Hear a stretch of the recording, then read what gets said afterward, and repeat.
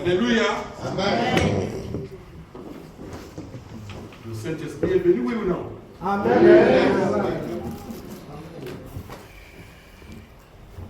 Aujourd'hui, c'est un jour spécial. Un jour spécial parce que les langues de feu sont descendues. Et les langues de feu sont venues avec toutes les couleurs. Et là où il y a beaucoup de couleurs, c'est la beauté, c'est la joie et c'est l'amour. Le message que je vais donner ce matin est intitulé « Quand le ciel touche la terre ». Quand le ciel touche la terre, ça veut dire que c'est une ligne verticale.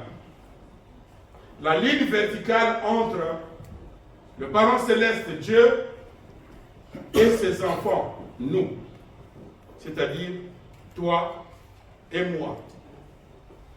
Nous célébrons la Pentecôte aujourd'hui. Ça veut dire que Dieu a touché littéralement la terre. Et si tu es là,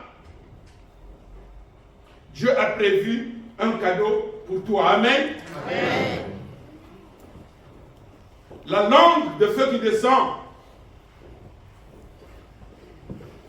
chacun aura sa part. Amen. Selon comment je me suis préparé. Il est dit ceci. Dieu est descendu littéralement sur la terre. Ce n'est pas seulement une fête liturgique, c'est un événement fondateur.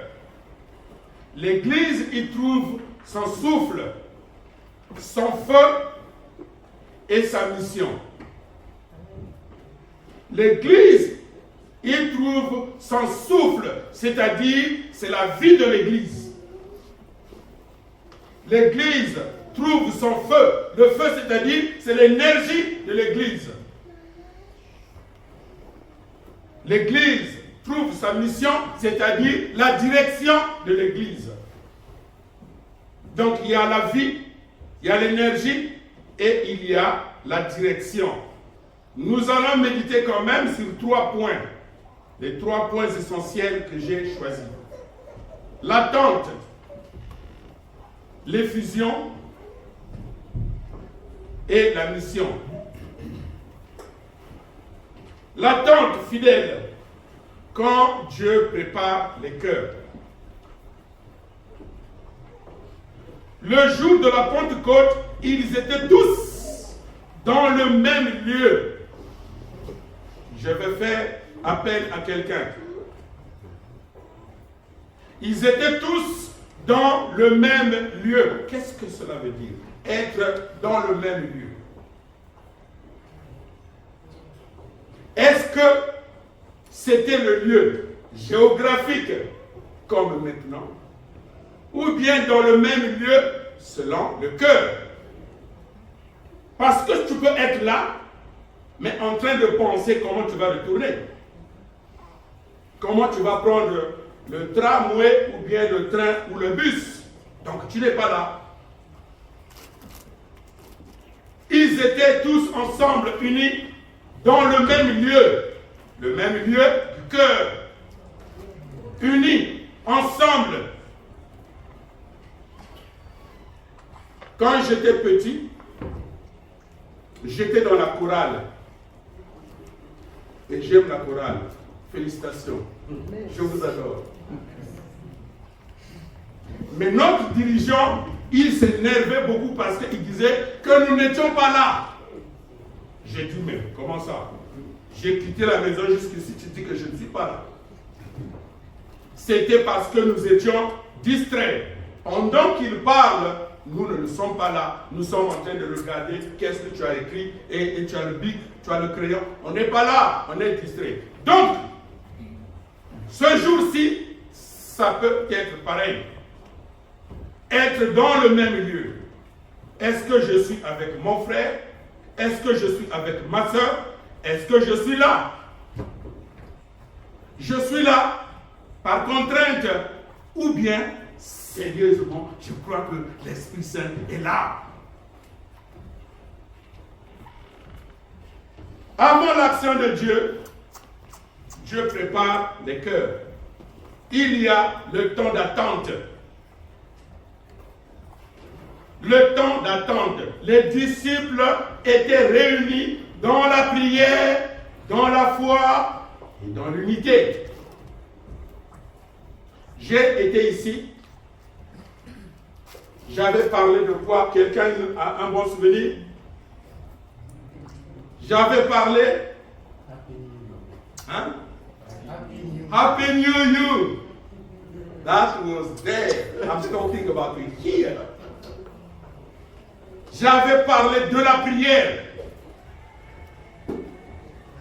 Et j'avais dit, dans le verset que j'avais donné, il y avait la prière et la foi. J'avais donné la foi plutôt. La foi, il restait la partie de la prière. Ils étaient tous dans la prière, dans la foi et dans l'unité. Jésus leur avait promis, vous recevrez une puissance. Quand tu as une telle promesse que tu vas recevoir de la puissance, comment sera la façon d'attendre? Quand tu vas recevoir une puissance, c'est une promesse. Tu as une promesse et il faut attendre. Comment tu vas attendre? On a dit, il ne savait ni quand ni comment cela arriverait. Donc, quand on est dans l'attente, ça demande de la discipline. Ça demande du sérieux. Pas de distraction. Il faut attendre, il faut attendre. Et cette période d'attente, c'est une période où tu prépares le cœur. On a dit, c'est Dieu qui prépare le cœur. Non, Dieu ne prépare pas le cœur. Dieu prépare le temps. Il te donne le temps pour que toi, tu prépares ton cœur. Amen. Amen. Dieu te donne l'opportunité. Il te donne le temps pour que tu prépares ton cœur. Parce que si c'est Dieu qui préparait les cœurs, plus de crimes. Si c'est Dieu qui préparait les cœurs, plus de péché. Si c'est Dieu qui préparait les cœurs, c'est l'harmonie, le royaume de Dieu est déjà sur la terre. Si c'est Dieu qui préparait les cœurs, pas de guerre, pas de division, pas de haine. Mais Dieu te donne le temps. Toi, prépare ton cœur. Voilà l'attente. Tu as une promesse, mais tu es distrait. Tu as une promesse, mais tu n'es pas là. Et quand le moment de la bénédiction arrive, c'est toi qui seras le premier pour dire que Dieu n'est pas puissant ou Dieu ne travaille pas. Amen. Nous aussi, nous passons des temps à attendre. Il faut attendre. Nous attendons quoi? Le changement. Nous attendons quoi? Pour certains, la guérison. Nous attendons quoi? Pour d'autres, le changement du cœur. On attend dans le silence. On attend dans le silence. Vous savez, quand Josué dirigeait son peuple pour entrer à Jéricho, avant les 7 tours, il a dit quoi? Quiet. Silence. Dans le silence, tu vas entendre une voix. Cette voix, c'est une voix verticale. C'est cette voix que nous allons entendre aujourd'hui. Parce que le ciel touche la terre. Amen. Amen. Dans le silence, quiet, pas de distraction. Josué a dit à son peuple, malgré ils étaient en guerre, mais il a dit, quiet, silence. Est-ce que tu as le temps d'être dans le silence? Quand on dit silence, quelqu'un est en train de regarder son téléphone pour voir si j'ai reçu le message. Tu es docteur, tu es emergency, tu travailles où ça? La sécurité ou tu as reçu le message? On a dit quiet, silence. Le Seigneur veut te parler. Le Seigneur veut te bénir.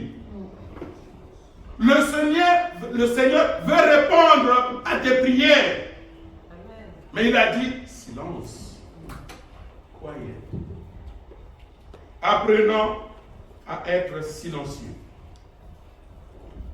La Pentecôte nous apprend que l'Esprit vient sur ceux qui attendent dans la foi, dans la prière et dans l'unité. Tu vas recevoir selon la préparation de ton cœur. Si tu es venu avec ton cœur moitié, tu vas recevoir moitié. Si tu t'es préparé totalement, tout ton cœur, même 2 cœurs, 3 cœurs, le Seigneur va remplir ces 3 cœurs. Amen. Amen. De la façon que tu t'es préparé, du sérieux que tu t'es donné, tu vas recevoir de la même façon. C'est la loi céleste. Nous appelons ça l'action de donner et de recevoir. Si tu prépares le cœur pour le Seigneur, il va voir, oh là là, ça c'est ma fille, elle s'est préparée. Ça c'est mon fils, il s'est préparé. Je vais lui accorder selon le désir de son cœur. Amen. Combien tu t'es préparé ou comment tu t'es préparé? C'est la promesse du Seigneur. La Pentecôte, ce n'est pas juste un événement liturgique, c'est une réalité. Le Seigneur sur la terre, Dieu sur la terre. Rendez fier ce Dieu qui t'a donné la vie, qui chaque jour te protège. Et il veut faire plus. Tu vas recevoir selon la préparation de ton cœur. Ta bénédiction dépend du sérieux de ta préparation. Le deuxième point, c'est l'infusion. L'infusion, c'est quand Dieu descend avec puissance. Dieu descend avec puissance. Désolé, c'est la vie qui est comme ça. Dieu descend avec puissance. Tout à coup, il vint du ciel un bruit. C'est un bruit spécial. Ce n'est pas le bruit de tramway. Ce n'est pas le bruit de train. Ce n'est pas le bruit de celui qui fait la politique dehors pour diviser les gens. Mais c'est un bruit spécial. Même ceux qui étaient distraits ont entendu ce bruit. Est-ce que les gens se sont tournés sur toi quand tu fais du bruit? Ce n'est pas du bruit inutile, un bruit du ciel, un bruit céleste, un bruit céleste, un bruit vertical. Que celui qui était distrait même doit se tourner pour voir, mais c'est quoi? Qu'est-ce qui se passe là-bas? Mais c'est la chorale qui chante. Mais j'ai entendu des chorales. Mais c'est quelle chorale ça? C'est vertical. Amen. Comme celui d'un vent impétueux, des langues de feu se posaient sur chacun d'eux, individuellement. Il n'y a pas une langue qui est venue et se poser sur 2 personnes. Chacun de nous ici rassemblés, je dis à quelqu'un, chacun de nous, c'est un corps individuel de vérité. Ça veut dire que Dieu te connaît individuellement, personnellement, toi. Donc, bâtis ta relation, toi et Dieu.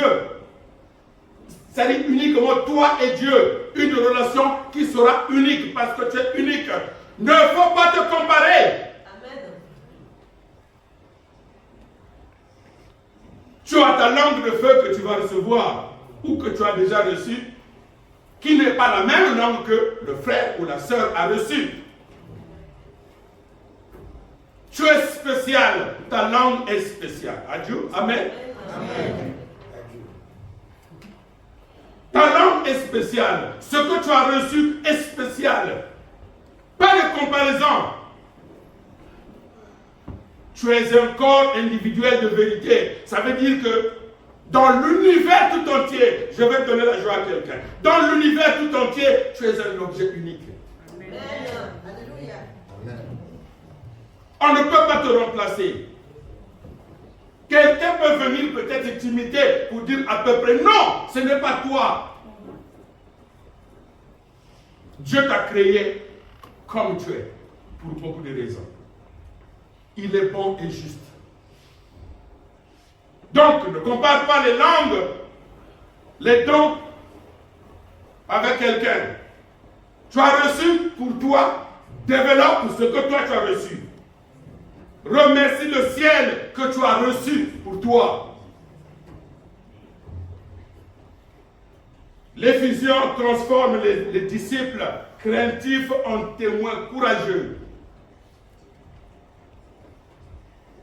Nous sommes ceux qui hésitent avec la parole. J'ai connu un groupe. Quand il s'agit de prier, ils ne pardonnent pas. Ils prient. Même si vous allez me renvoyer du boulot, je vais prier, c'est l'heure de la prière. Toi, tu as peur du Christ. Tu as honte. Je ne dis pas que tu fais partie de tel groupe ou que tu es chrétien et que tu lis la Bible. Tu as honte de lire ta Bible. Le Saint-Esprit vient.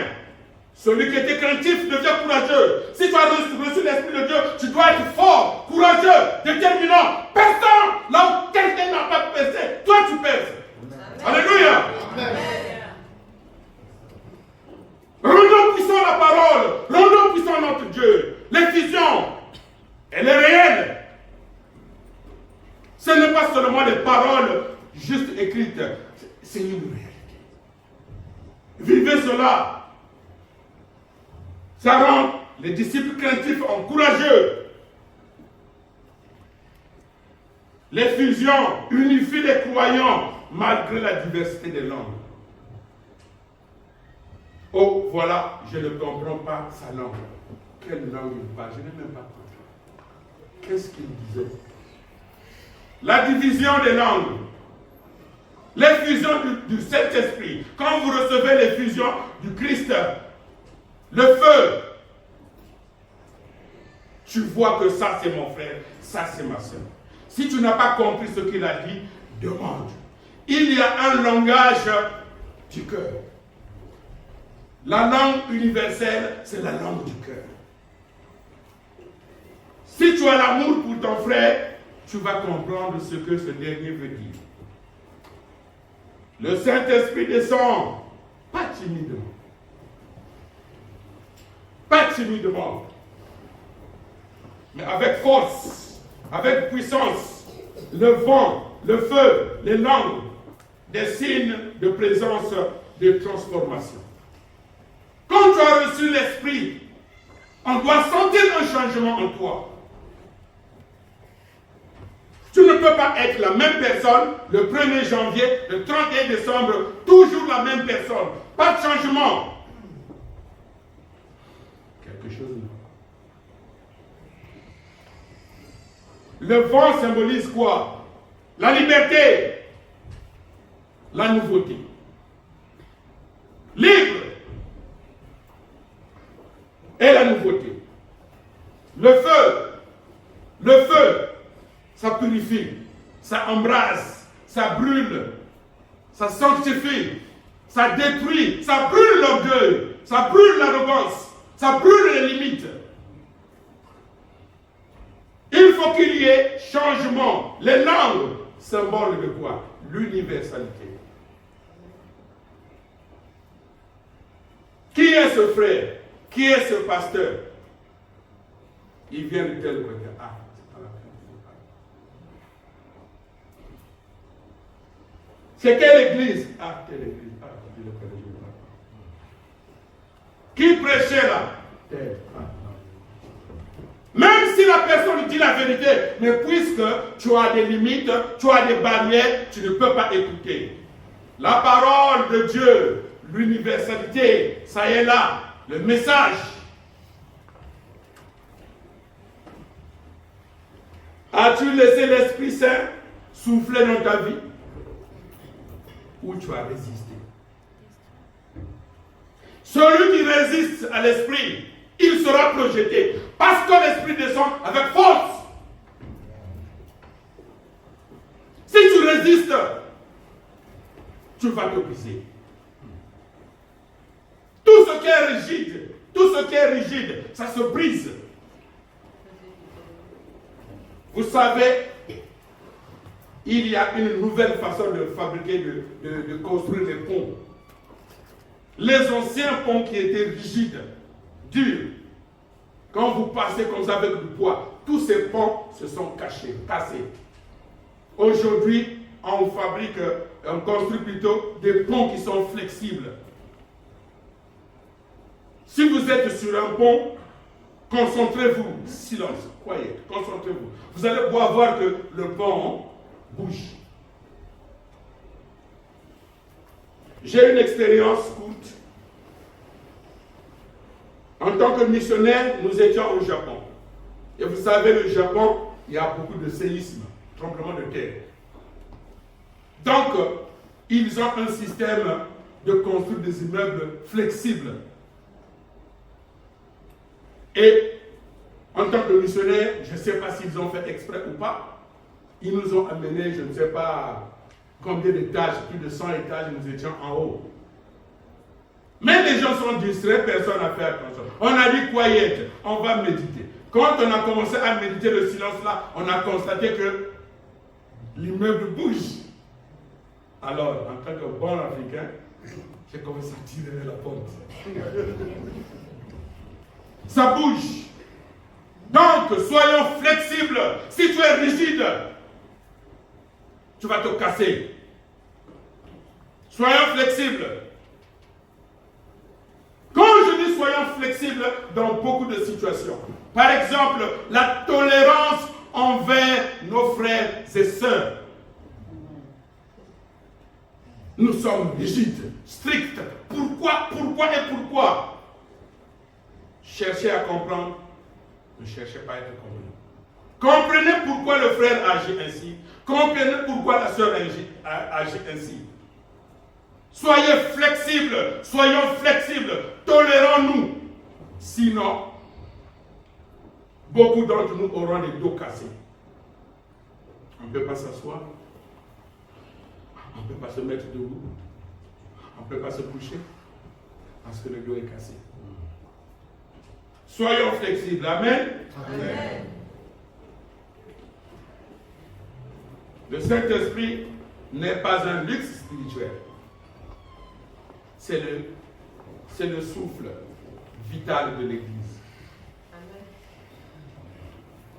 L'effusion, c'est le moment où Dieu prend l'initiative de se donner à son peuple, sans retenue. Il descend. Il a promis que je viens, il viendra. Il a promis, donc il faut attendre. Ce que tu demandais, c'est sûr, il a entendu, il va donner. Amen. Mais est-ce que tu es prêt? Est-ce que tu es disposé? C'est le feu qui descend pour ne jamais s'éteindre. Il ne faut jamais éteindre le feu de l'Esprit Saint. Que là où tu passes, brûle. Que là où tu passes, brille. Que là où tu passes, que les gens disent, mais c'est bien d'être avec lui. Parce qu'il y a certaines personnes, je vous le dis, et avec expérience, quand vous êtes collé à cette personne-là, soit vous changez, soit vous dégagez. Amen. Amen. Soyez les bulldozers du Seigneur. Amen. Vous changez de vie. Ce n'est pas pour forcer les gens, pour être du doigt, juger les gens. Non. Il a dit quoi? Le monde a changé. Ses disciples ont changé le monde. Quand ils parlaient en langue, ils ont changé le monde. Est-ce que c'est vrai?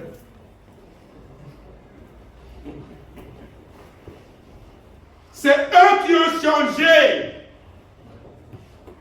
Eux, ils ont changé et que les gens ont vu qu'ils ont changé. Eux aussi, ils ont changé. Change d'abord. Toi, change d'abord. Au lieu que tu sois rigide envers les autres de changer. Non, toi, sois flexible, change d'abord. Quand tu changes, les gens vont dire, mais c'est qui cette maman? Mais c'est qui ce papa-là? Et tout le monde va commencer à faire comme toi. L'unité, c'est entre nos mains. Chacun, la mission, quand l'évangile devient universel, chacun les entendait parler dans sa propre langue. C'est quoi ta langue?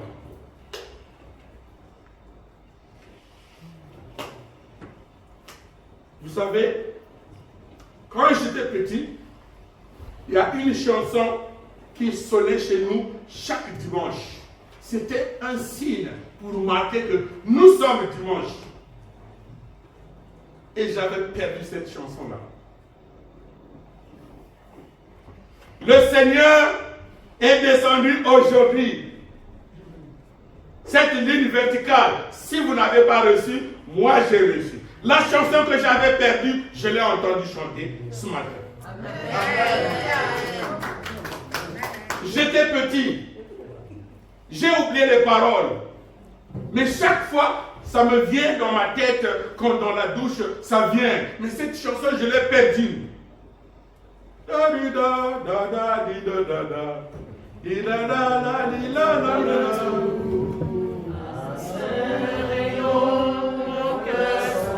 Alléluia. Amen. Cette chanson, quand j'étais enfant, chaque dimanche, ça passait. À l'époque, on n'avait qu'une seule radio influencée par... Je ne fais pas la politique. Cette chaîne-là, c'était la chanson qui passait. Et j'ai perdu cette chanson. Aujourd'hui, je l'ai retrouvée grâce à la Pentecôte. Amen. Amen. Alors, ce jour-là, les barrières tombent. Les frontières tombent. Les limites tombent. L'esprit unit ce que le monde divise. Évitons les limites, évitons les barrières. Unifions-nous.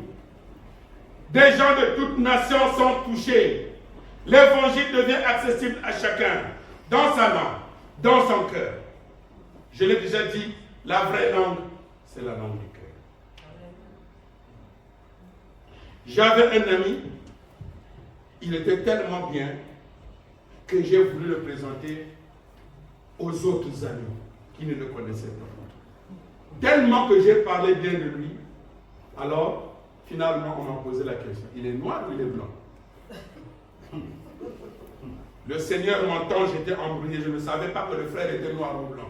J'étais embrouillé, ça m'a pris quelques secondes pour réfléchir qu'il était blanc. On a dit, waouh! Donc les barrières de couleur, c'est nous qui le faisons. Quelqu'un, j'ai mis des points sur les yeux sur un patron. Et il était sincère, il a dit, toi et moi on ne peut pas travailler. Tu es honnête, je ne le suis pas. Mais je vais te trouver un boulot là où tu seras bien avec ton cœur, avec ta façon de faire. J'ai eu un appel. Je suis allé là-bas et j'ai trouvé des gens et qui me regardaient. Et je me suis introduit, j'ai dit que je suis Ignace. Oh, c'est toi Ignace? Oui, c'est moi. Oh. Ignace? Je me suis demandé mais pourquoi. Et c'est plus tard qu'on me dit que non, tu es noir. La façon que j'ai été introduit, c'était tellement beau qu'on pensait que j'étais blanc. Parce que c'est un blanc qui a parlé aux autres blancs de moi. Les barrières, les limites, s'il vous plaît, brisons-les. ça nous freine, ça ne nous progresse pas. Alléluia. Amen. C'est la naissance d'une église missionnaire. L'église missionnaire, c'est quoi? C'est l'église qui sort. C'est l'église qui parle. C'est l'église qui agit. Aujourd'hui, les églises, ce sont des murs. Ce sont des bâtiments. L'église, c'est toi. L'église, c'est moi. Où est-ce que tu vas? Qu'est-ce que tu dis? Est-ce que tu parles? Est-ce que tu agis?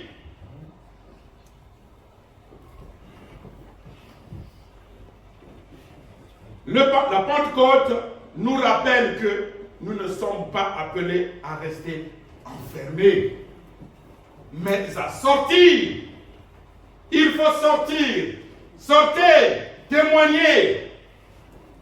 Témoigner, c'est quoi? Je vais faire, en anglais, il y a une différence entre témoigner et témoigner. Mais en français, c'est le même mot qui est utilisé. En français, on dit, il y a witnessing, témoigner, et l'autre, c'est quoi? Testimony. Voilà. Souvent, l'église francophone confond ces deux témoignages. Quand on dit témoignage, c'est Alléluia, Amen. J'étais malade, Dieu m'a guéri.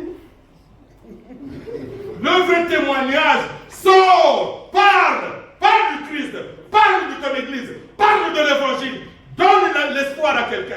Amen.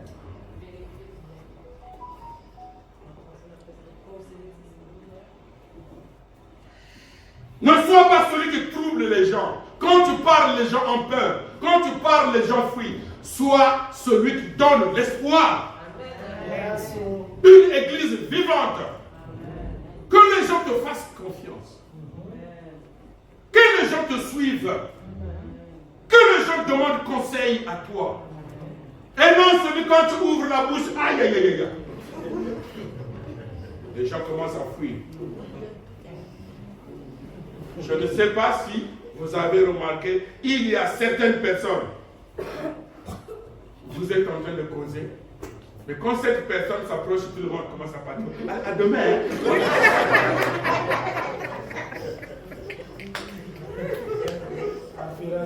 Parce qu'on le connaît, ah, c'est là ou celui-là. Tout le monde est pour tout. Allez, à demain et tout ça. Soyons ceux qui sont, c'est comme une colle, clou, d'unir les gens. Même quand chez toi ça ne marche pas, mais quand tu as vu le Seigneur est en train de bénir quelqu'un, remercie le Seigneur. Amen. Merci mon Dieu, mon roi, pour la santé que tu as donnée à mon frère. Merci mon Dieu, mon roi, pour le business de ma soeur qui marche. Amen. Merci mon Dieu, mon roi, parce que cette soeur, elle est belle. Merci mon Dieu, mon roi, parce que là-bas ça marche. Même quand chez toi ça ne marche pas. Amen.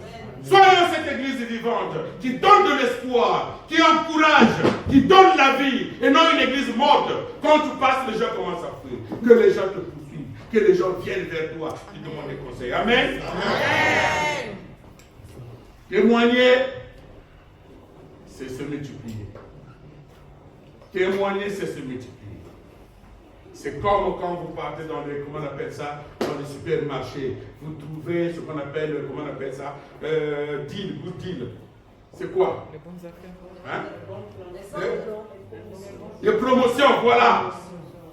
Quand tu as trouvé, tu as vu que c'est bon. Wouh! Et qu'est-ce que tu fais? Tu annonces aux gens que voilà, en tout cas, à Auchan ou à Lidl, à whatever, en tout cas, là-bas, ils ont baissé les prix.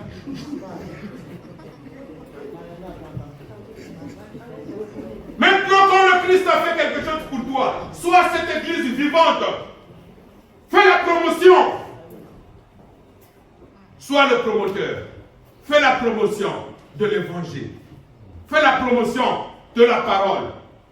Fais la promotion des couleurs. Fais la promotion de la chorale. Amen. Et un cadeau. Vous savez que chacun de vous ici, chacun de nous, c'est le fruit de la prière de quelqu'un. Amen. Si vous ne le savez pas. Quelqu'un prie nuit et jour pour toi. Chacun de nous, c'est le fruit de la prière de quelqu'un. Maintenant, toi, tu as prié pour qui? Est-ce que tu t'es multiplié? Parce que quand tu as prié pour quelqu'un, cette personne viendra là où tu es. Vous serez 2. Et après c'est 3. Et après c'est 4. Depuis que tu as rencontré Christ, que tu as accepté la parole, combien de vies tu as sauvées? Combien de gens tu as amenés à Christ? Réfléchissons, témoignons, multiplions-nous. Parlez dans la langue de notre génération. Notre génération, c'est quoi? La compassion. La compassion. L'écoute. La vérité. Quelqu'un te parle. Tu as compris? Tu n'as pas écouté. La Pentecôte n'est pas qu'un souvenir, c'est une invitation. Invitation à quoi?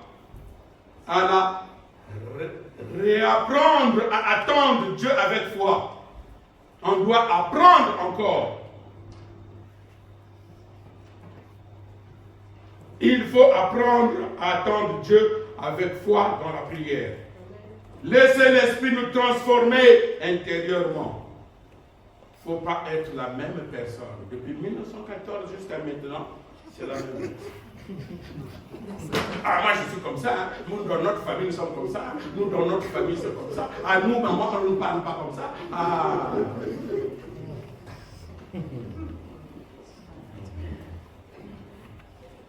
C'est une invitation à devenir des témoins vivants, passionnés et envoyés. Oh, qu'ils sont beaux. Sur la montagne, les pas de ceux qui portent la bonne nouvelle qui annonce le salut et la paix. Et soyons ces porteurs de vérité, de la bonne nouvelle. Soyons des témoins vivants. L'Église ne doit pas mourir. Remplis du Saint-Esprit, ils ont changé le monde. J'avais dit non. Ils ont d'abord changé et après le monde a changé. Parce qu'ils ont vu le témoignage, la vérité. Le monde ne peut pas changer si moi je ne change pas. Et toi, il y a des questions. Qu'est-ce que l'Esprit peut faire en toi aujourd'hui? Réfléchissons à ces questions. Qu'est-ce que l'Esprit peut faire en toi aujourd'hui? Que veux-tu que le Seigneur fasse en toi aujourd'hui? Et j'ai la troisième question qui se renverse. Puisque tu as reçu ton cadeau, puisque tu as eu le Saint-Esprit, que peux-tu faire pour Dieu? Chaque fois, nous sommes devenus des chrétiens mendiants. Seigneur, Seigneur, Seigneur. Cette fois-ci, soyons des chrétiens vivants. Dis Seigneur, j'ai vu la gloire, j'ai vu ta sainte main. Maintenant, qu'est-ce que je peux faire pour toi? Ça, c'est un enfant sage qui demande ça à son père. Tu as trop travaillé et tu es fatigué. Vous savez Dieu à quel âge? Vous savez que Dieu, parfois, il a besoin de prendre des produits pour dormir. On appelle ici, on appelle là-bas. Maintenant, chez nous, il fait jour, de l'autre côté, il fait nuit. Les gens prient. À quelle heure ils se reposent? Pose la question à Dieu. Seigneur, s'il te plaît, qu'est-ce que je peux faire pour toi? Je l'ai déjà dit, nous appelons ça action de donner et de recevoir. Tu as reçu de Dieu. Maintenant, il faut retourner. Quand chaque fois tu ne fais que recevoir, recevoir, recevoir, peut-être que tu vas te dire, oh, je suis béni. Attention, quand tu ne fais que recevoir, recevoir, recevoir, et que tu ne donnes rien en retour, ça devient du poison. Apprenons à donner en retour. Apprenons à donner en retour. Demandons à Dieu, s'il te plaît, tu m'as donné la vie, tu m'as donné l'habit, tu m'as donné à manger. Maintenant, ventre plein, qu'est-ce que je peux faire pour toi? Ça, c'est la question que je laisse pour la journée d'aujourd'hui. Amen.